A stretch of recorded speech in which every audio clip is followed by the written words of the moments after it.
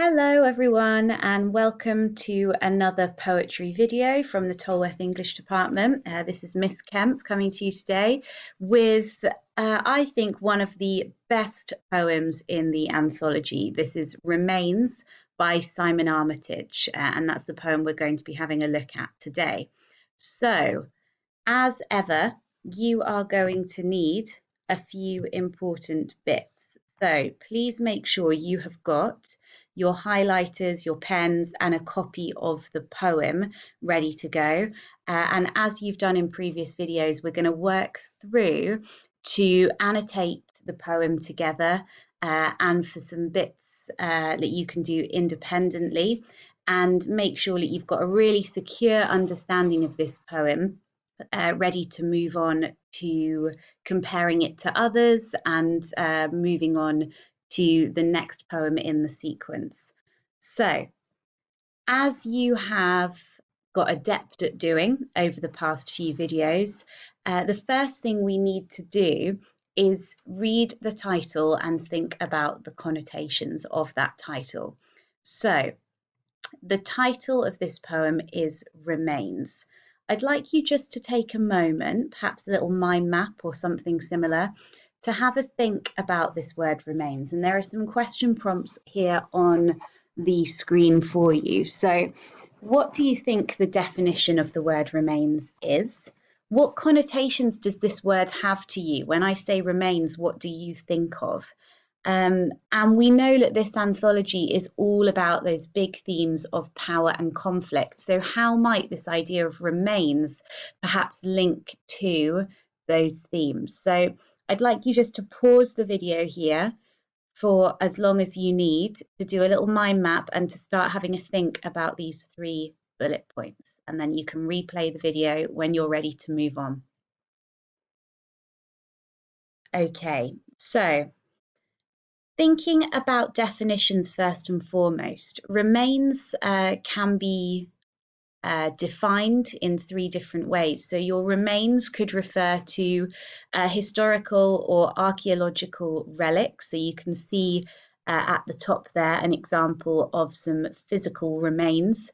Remains could also refer to a person's body after they've died, so not necessarily a skeleton like we see on the board here, but more a corpse, a person's mortal remains before they are buried or cremated or whatever might happen to them after death. And thirdly, and perhaps most interestingly, remains the parts left over after other parts have been removed, used, or destroyed. And that's a far more open kind of definition. Remains could be the remains of your dinner, the bits that you haven't eaten, the remains of the summer holidays, the weeks remaining. So it's quite a broad title, and we might have started to think a little bit about how it links to these big ideas of power and conflict. If you haven't got some of these definitions jotted down, again, I'd suggest that you pause and just jot down those 3 definitions onto your mind map, ready to move on with the next part of the poem. So, some useful context for you here. This man down at the bottom here is Simon Armitage, the poet behind Remains. And he's a living poet. So you've studied lots and lots of poets from the past, poets who have died. Simon Armitage, very much alive, and is in fact our poet laureate. Quite recently declared the new poet laureate, and therefore our kind of most eminent poet here in Britain at the moment. And Simon Armitage was born in the 1960s, so he's in his 50s now. This poem, Remains, is from a collection of poetry called The Not Dead. Worth jotting that down. We're going to come back to it a bit later on. But Remains one poem from this collection, The Not Dead. And that collection of poetry was inspired by and kind of written in conjunction with a Channel 4 documentary. And you can see some images from that documentary at the top of the slide here. And that documentary was all about soldiers who were returning from modern conflicts. So we're not thinking World War One or World War Two anymore. We're thinking Afghanistan, Malaysia, Bosnia, Iraq, and looking at these soldiers who had returned home, so hence the not dead. But what was kind of life like for them after returning from these conflicts, and how did they cope? That's really at the heart not only of the Channel 4 documentary, but also of Simon Armitage's poetry anthology and Remains itself. And so, as you can see in this final bullet point here, the title Remains can be interpreted literally. We're in a war zone for much of this poem, and human remains are referenced. We have a dead body. But also more metaphorically, what remains of a person after they have experienced the horrors of conflict? These people who are the not dead, literally they have returned, but perhaps in a more mental or emotional sense, there is something of them that has been taken away, and the idea of remains becomes quite relevant there, thinking back to that definition on the previous slide of what is left behind when other things are gone. And I thought these images were an interesting place to start. So we've got here a soldier, photos taken from the first few weeks of his tour of duty, the middle, and at the end. And these soldiers feature in the documentary, The Not Dead. And Armitage said of the collection of poems in which Remains is a part, these are poems of survivors, the damaged, exhausted men who return home from war in body, but never wholly in mind. And I think you can see here in these images this idea of somebody kind of hardening almost, and really seeming to go through something that's kind of intangible to us, something that's a mental or emotional suffering, but it is quite clear in the face of these young soldiers. So we've hopefully now begun to get to grips with what Remains might be about from having a look at the title and some of this context, and a little bit of further context for you to think about here. And a key theme of the poem is this idea of post-traumatic stress disorder, or PTSD. Now, you might have heard of this before. You might be familiar with it. I'd like you again just to pause the video here and to have a think. What do we know about it? Can we infer anything from the name of the disorder? What might some of the symptoms be? Just take a moment to write down anything you already know about this disorder, and then replay when you're ready. So PTSD is an anxiety disorder, so it's concerned with mental health, and it's caused by experiencing something very stressful, very frightening, and so perhaps unsurprisingly, it's something that heavily impacts a huge number of soldiers and people who've been in the armed forces.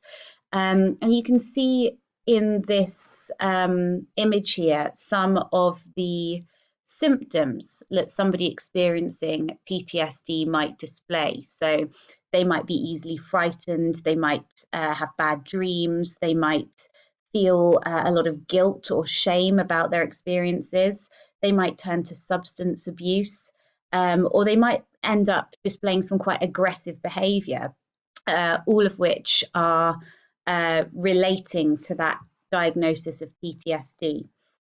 So let's have a look at the poem. We're going to read it through once together, and I'd like you initially just to concentrate on getting a sense of the story being told here. What is going on a kind of literal level initially?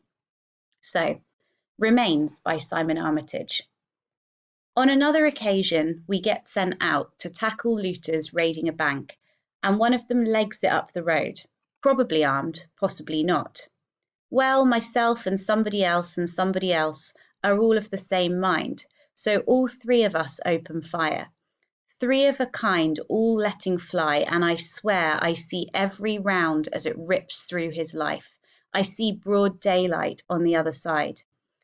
So we've hit this looter a dozen times, and he's there on the ground, sort of inside out, pain itself, the image of agony. One of my mates goes by and tosses his guts back into his body. Then he's carted off in the back of a lorry.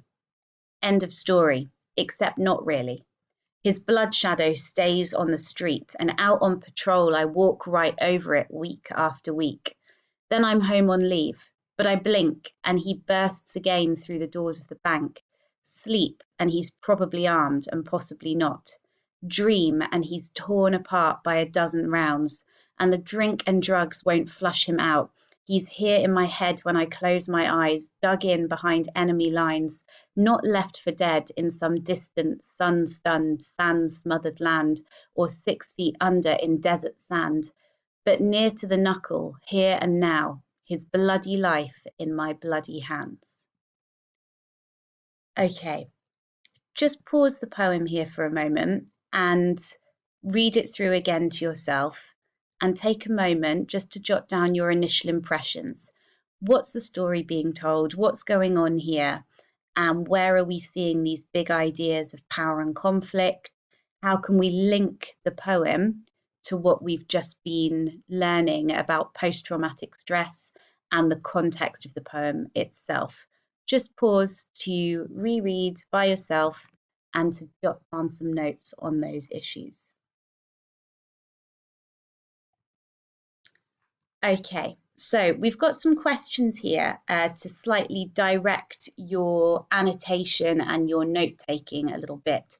So I'd like you, now that we've hopefully reread the poem a second time, to start to dig a little bit more deeply and to start thinking about some of these questions. So who is our speaker and who might be being spoken to? What is the poem trying to make me do or make me feel? So personally, I find this poem very emotive, but what emotion is Armitage aiming to create in his readers, do we think? Where is the poem taking place? It could be across more than one. When is it taking place? You might need to draw upon your knowledge of context to answer this one. What sort of person has written this poem? We've touched on Simon Armitage already, but you might like to research him a little more here. What's happening in the poem? What is the most interesting word or phrase in your opinion? So are there any quotations that are particularly standing out to you already? What do you notice about how the poem looks on the page? So you might like to look at things like the stanza length, line allocation, and things like that. And ultimately, how do you feel when you read it? I'd suggest that you pause the video here and take some time to work through these questions, either annotating directly onto the poem or writing out some answers onto lined paper. There are plenty of resources out there on this poem, and BBC Bite Size is a good place to start for it, or Genius also. So if you're struggling, do start to look there. And then we're going to talk through some of these answers as we annotate the poem together in the next part of the video. So pause for now, take some time to work through these questions, and see you when you get back. Okay, so you've had a look at some of those questions on the previous slide, and you've started to answer them at this stage. So we're going to have a look through the poem together now and start pulling out some impressions and annotations. So you're going to need to be listening carefully, adding to your own annotations as we work through. Now's a good moment to check you've got your highlighters to hand and make sure that you're ready to go. So first thing I'd like to draw your attention to with this poem is the way that it begins almost mid-conversation. We get the impression that we're with a soldier, or certainly a former soldier, telling a story, and we're joining him kind of mid-flow on another occasion, like he's just told another anecdote and we're kind of interjecting partway through. And I think that really contributes to the sense that this poem is very conversational in tone, and it's been told by a normal person, by somebody who has experienced something shocking, something traumatic, but is in essence kind of a normal man, a normal person telling this story. And the fact that he's telling the story at all is interesting, isn't it? It suggests to us straight away that this has been a defining moment in his life, and is a story he remembers vividly and is recounting however long after the event itself. And so he tells us, we got sent out, tackle looters raiding a bank. Now, you might have needed to look up the word looters if you weren't sure, but robbers essentially. And one of these robbers legs it up the road. It's a nice example again of that quite conversational, colloquial language, to leg it, to run fast. And this looter is probably armed, possibly not. Now, this is a repeated line in the poem, probably armed, possibly not. And the implication is set up straight away that our soldier, our poetic speaker, has had to make a very, very tough decision. And this is one of the quotations that you're going to zoom in on a little bit later on when you're working independently. But we know it's repeated. We know that this is something that his decision has hinged on quite significantly. He's got to decide, does he shoot this looter? He's probably got a weapon, so he's probably dangerous. But it's possible that he's not. It's possible that this man running away from the looting is not dangerous, is not a threat. And so to shoot him, to gun him down, would perhaps be completely unnecessary, would be tantamount to just murder. And so we might think thematically here about these ideas of power and conflict, and about how the power of our poetic speaker here is a really dubious power, a power that he's kind of uncomfortable with, because he's got to make this very tough decision about what to do. But he looks around at his fellow soldiers on duty. Myself and somebody else are all of the same mind. And so all three of us open fire. Three of a kind, all letting fly, and I swear. So in this stanza, we've got the sense of our speaker looking around and checking that everybody agrees that the best thing to do is to shoot this man who is running away from the looting. So they're putting their money on this idea that he's probably armed, he's probably dangerous. And I think it's important, isn't it, that the speaker feels the need to say we were all of the same mind. If you think back to those earlier symptoms that we talked about of PTSD and the idea of kind of guilt and regret over something, I think there's that feeling here that he's seeking reassurance, isn't he? We're three of a kind. We were all doing the same thing. And, it wasn't just him, therefore, maybe that's a way of trying to ease his guilt. And we end on this enjambment into the next stanza, and I swear, and we're left hanging as we come into the next stanza. Now, I'd just like to draw your attention to that, because I think it's an interesting use of enjambment to end on the I swear. If we think about the connotations of that word swear, of course, to swear on your life, to promise something. We can use it in a colloquial way, I swear I saw something. It doesn't necessarily mean a solemn vow. Could, of course, mean a swear word, a curse word, which, bearing in mind what he's doing in that moment, he's shooting at another person, also seems like a valid reaction. But it happens quickly, doesn't it? Because the enjambment doesn't allow a pause. We run straight into the next stanza. And I swear I see every round as it rips through his life. What a gory, horrible image here. Such a disturbing thing to picture. So each bullet that goes through this man's body, he seems to feel that he can see it happening. I see broad daylight on the other side. So we've hit this looter a dozen times and he's there on the ground, sort of inside out. Again, it's a disgusting image, isn't it? And you might have noticed during your own reading of the poem, and as you were starting to answer those questions about lines that stood out to you, Armitage really doesn't shy away from quite graphic, disturbing descriptions of these human remains, to come back to the title. This man has been shot so much, 3 people shooting at him, that he's sort of inside out. And in the next stanza, this disgusting image of one of the soldiers walking by the corpse and tossing his guts back into his body. Now, I think the graphic and violent imagery here, which I'm hoping you're highlighting and you're noting this semantic field of violence, is really important to comment on. We've got this kind of strange combination of very graphic, violent imagery and a very conversational, colloquial tone, which we picked up on at the beginning. I think even the choice of verb, tosses his guts, suggestive of the way these soldiers are so desensitized to the violence of the world around them. You know, imagine that moment of just walking past somebody's body and picking up their guts. It's disgusting for those of us who are not dealing with something like that on the day to day. So I think much like we might see in some of our other war poems that you've looked at, this idea that soldiers become kind of desensitized to the violence around them is picked up upon a little bit here by Armitage through that combination of very violent imagery, but also very colloquial language like tosses and mates and so on.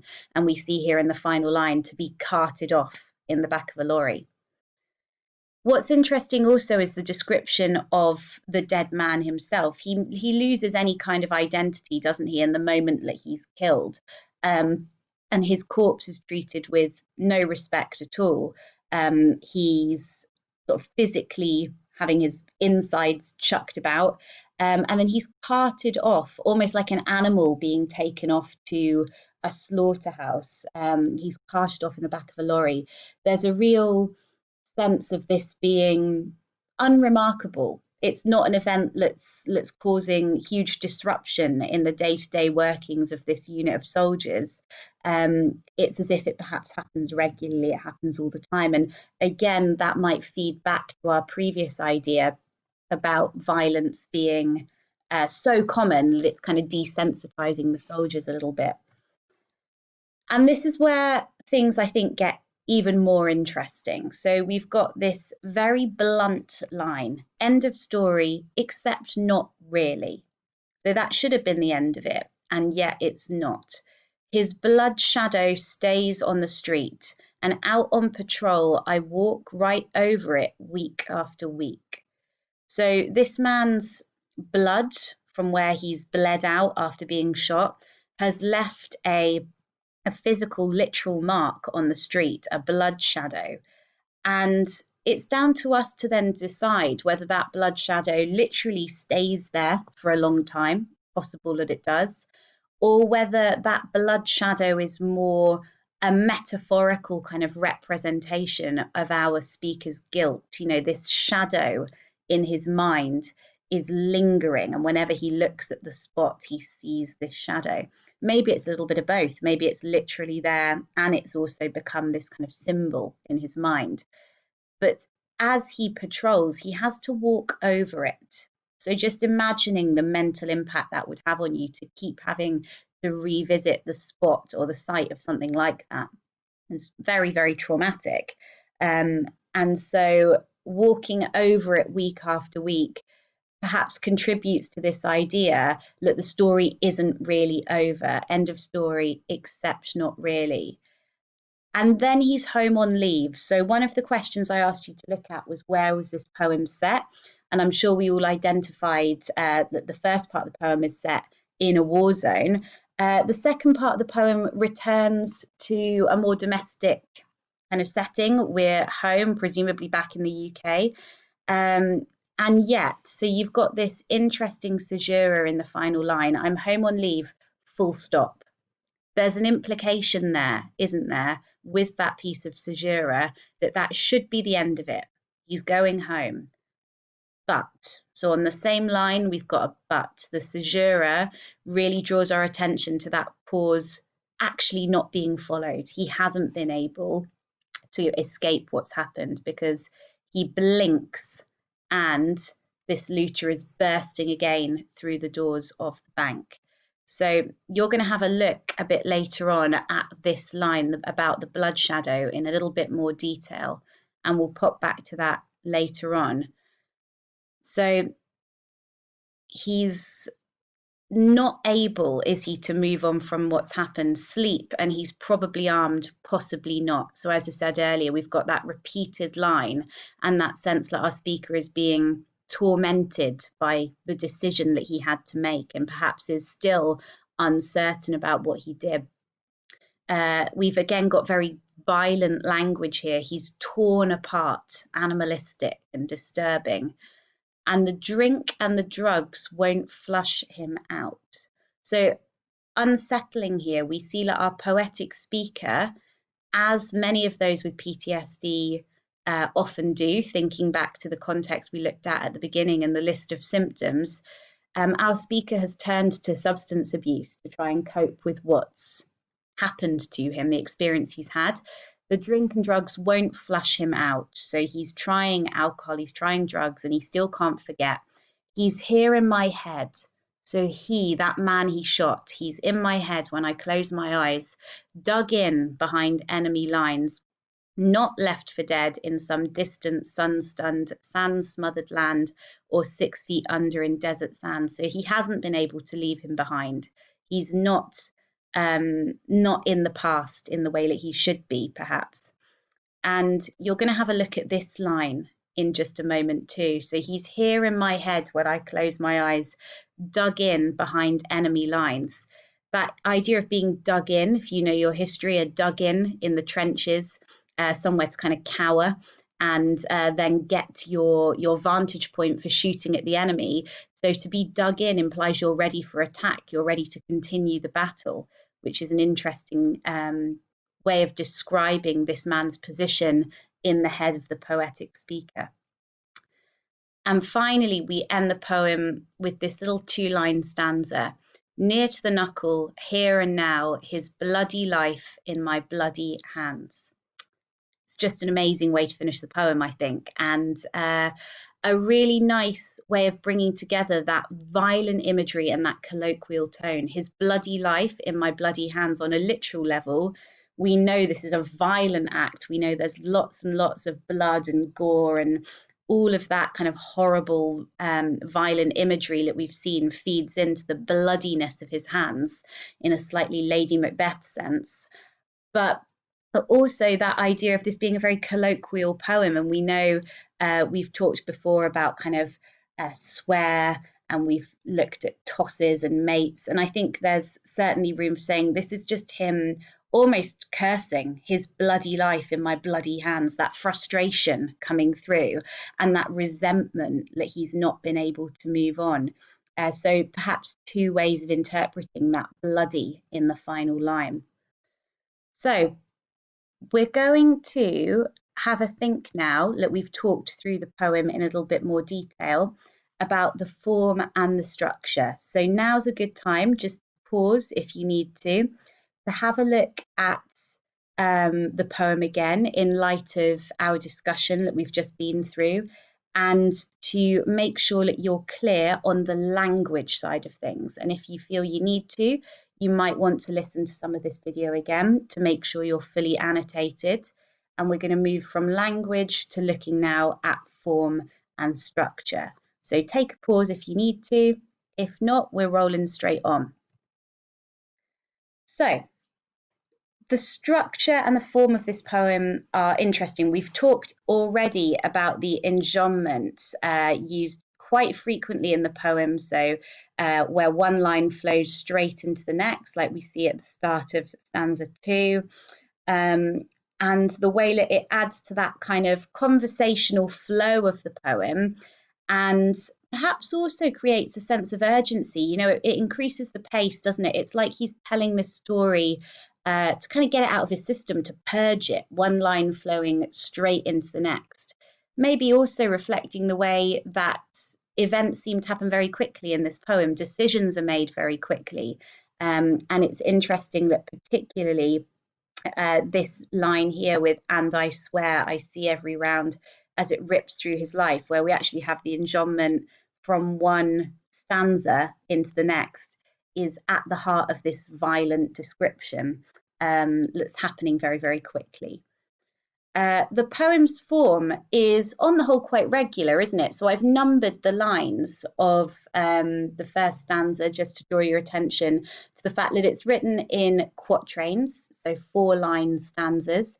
And that's pretty consistent the whole way through the poem. So we've got regular use of quatrains all the way through the poem, pretty much. But they don't rhyme. So I think that's an interesting choice from Simon Armitage, there is this sense of order. There is that sense of, we've got 4 lines, we know what to expect, we're following a kind of rule, which is quite militaristic, isn't it? Like being in the army, this control, this orderliness. But then we've got a lack of rhyme and a lack of regular rhythm, which perhaps just adds this undertone of confusion, maybe a bit of uncertainty.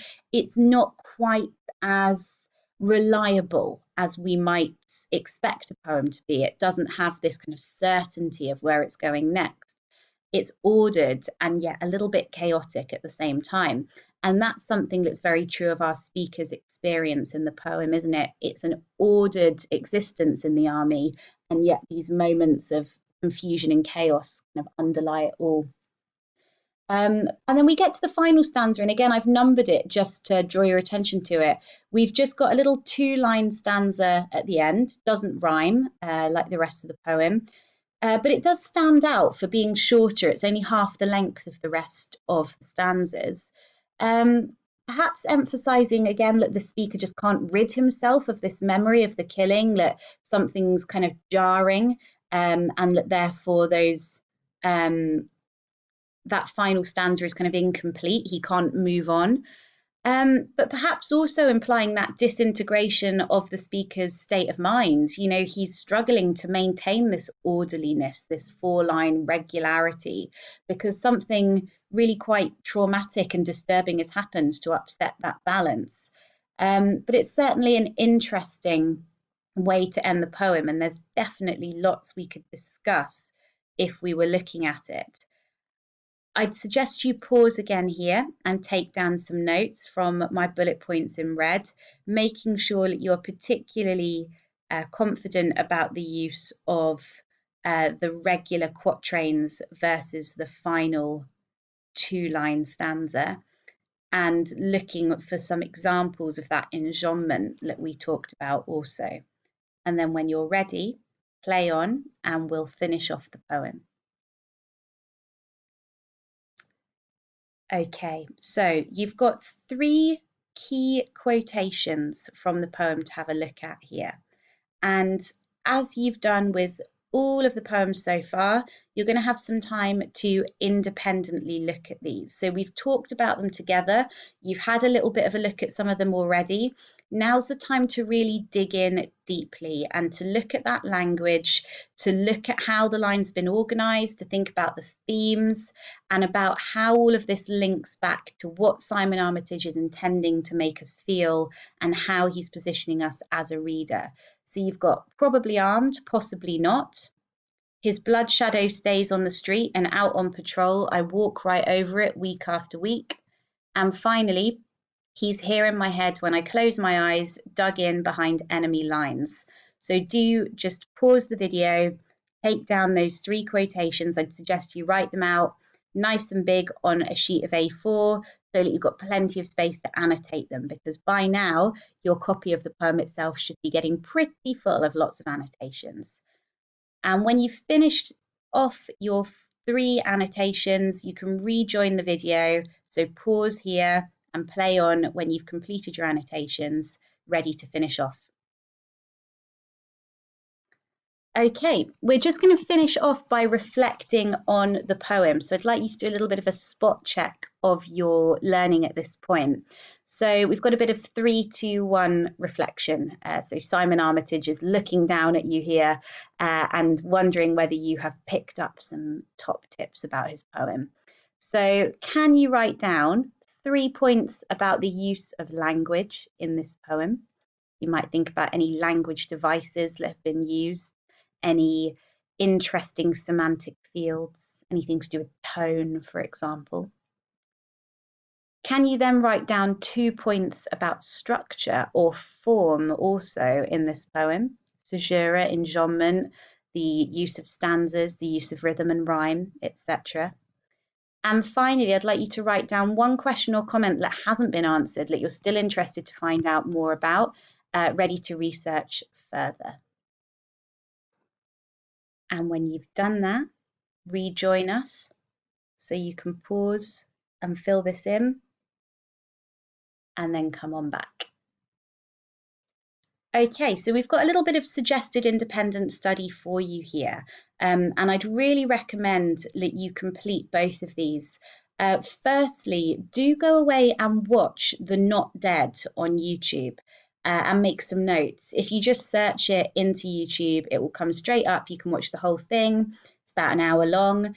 And it's got lots and lots of interviews with soldiers who inspired Armitage's poetry, including the soldier who inspired this poem remains. So, a page of your findings and research from that documentary will be really helpful for context moving forward.